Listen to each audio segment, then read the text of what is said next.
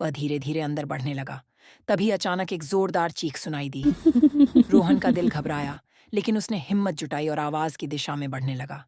जैसे जैसे वह अंदर गया, आवाजें और भी तेज होती गईं। अचानक एक कमरे का दरवाजा अपने आप खुल गया। रोहन ने अंदर झांका और देखा कि एक सफेद साड़ी पहने हुई महिला की आकृति हवा में तैर रही थी। उसकी आंखें खाली और सफेद थीं, जैसे वह किसी भूतिया आत्मा का रूप हो। तुम कौन हो? रोहन ने डरते हुए पूछा। महिला ने चुपचाप उसकी ओर देखा और फिर एक दर्दनाक चीख मारी। रोहन का मन बहुत डर गया, लेकिन उसने किसी तरह खुद को संभाला और उस महिला से पूछा।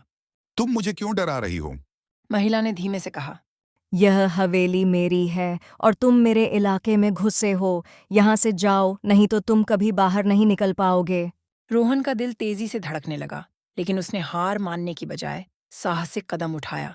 उसने महिला से कहा। अगर तुम यहाँ रहती हो तो मुझे तुम्हारी कहानी सुनाओ। मैं तुम्हारी मदद करूंगा। महिला की आंखों में एक हल्का आंसू चमका। उसने बताया। मैं एक समय की हवेली की मालकिन थी, लेकिन एक रात मेरी हत्या कर दी गई थी और मेरी आत्मा यहाँ कैद हो गया। उसने बुरी आत्माओं से मुक्ति पाने के लिए रोहन से मदद मांगी। रोहन ने उसके आत्मा को शांति देने के लिए पुरानी पुड़िया और तावीज का उपयोग किया। जैसे ही तावीज ने अपनी चमक दी, महिला की आत्मा हल्की सी मुस्कान के साथ हवा में विलीन हो गई।